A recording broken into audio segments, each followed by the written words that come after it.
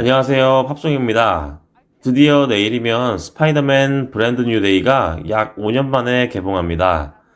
그런데 이번 작품은 단순한 스파이더맨 신작이 아닙니다.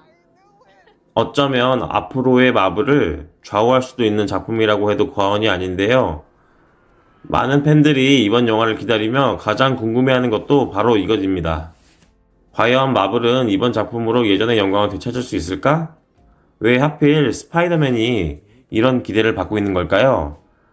오늘은 이번 영화가 왜 중요한 작품으로 평가받는지, 그리고 기대되는 점과 걱정되는 점까지 함께 이야기해 보겠습니다.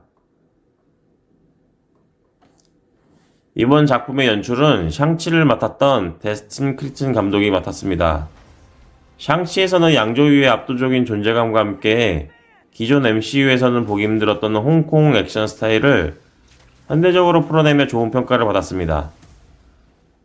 주연은 역시 톰 홀랜드가 피터 파커로 돌아오며 젠데이아, 제이콥 베델런, 셰이디 싱크, 마크 로팔로, 여기에 존 번설의 퍼니셔까지 합류하면서 많은 팬들의 기대를 모으고 있습니다. 줄거리는 전작 노웨이 홈 이후 세상 모든 사람들에게 잊힌 피터가 타인의 의식을 조종하는 정체불명의 존재로부터 모두를 구하기 위해 고군분투하는 내용입니다.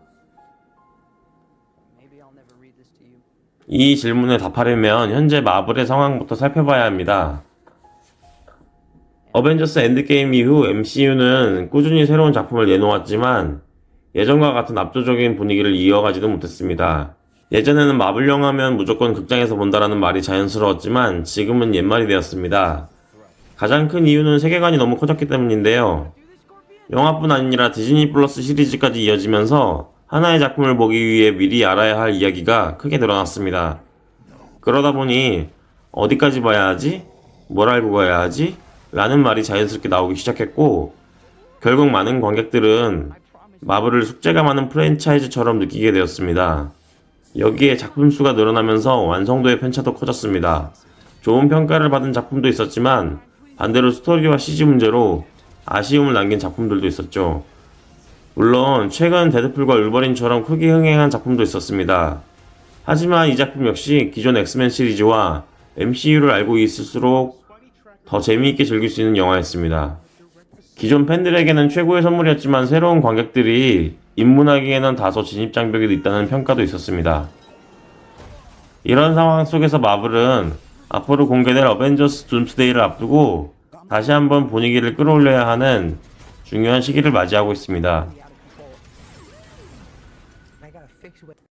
마블에는 수많은 히어로가 있지만 가장 대중적인 캐릭터를 꼽으라면 많은 사람들이 가장 먼저 스파이더맨을 떠올릴 것입니다.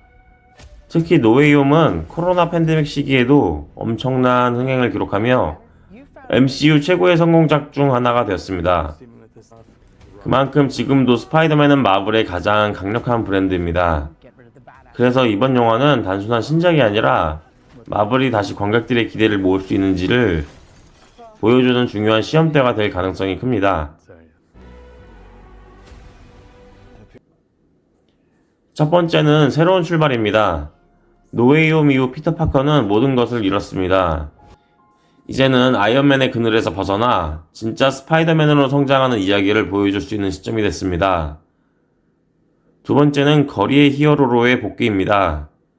최근 MCU는 우주와 멀티버스처럼 규모가 큰 이야기가 중심이었습니다.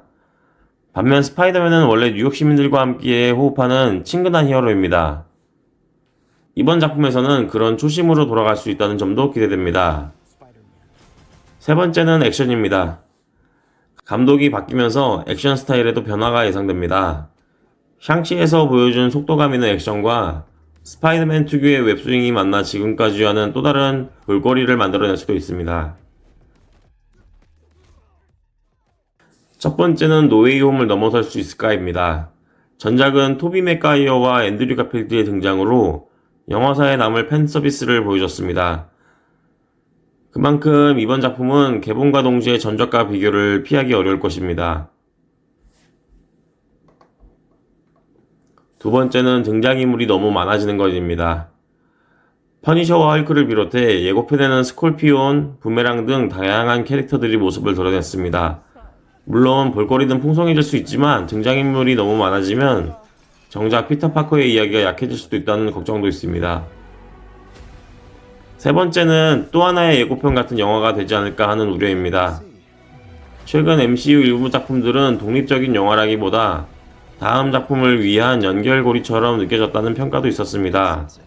이번만큼은 다음 영화를 위한 발판이 아니라 한 편의 영화만으로도 충분히 만족할 수 있는 완성도 높은 작품이 되었으면 좋겠습니다.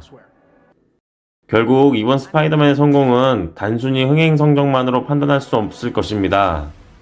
진짜 중요한 건 관객들이 극장을 나와 다음 마블 영화도 기대된다라는 마음을 다시 갖게 만드는 것입니다. 과연 스파이더맨 브랜드 뉴 데이는 마블의 부활을 알리는 첫걸음이 될 수 있을까요? 여러분의 생각도 댓글로 남겨주시고 저는 개봉 후 솔직한 리뷰로 다시 찾아오겠습니다. 감사합니다.